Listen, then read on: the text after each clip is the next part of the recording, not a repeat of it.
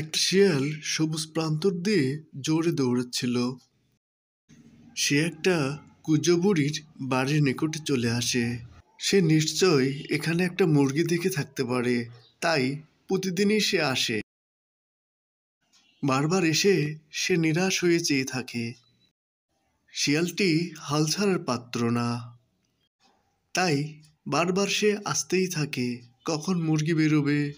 অবশেষে একদিন শিয়াল বুড়ির সামনে থেকেই মুরগি ধরে নিয়ে যায়।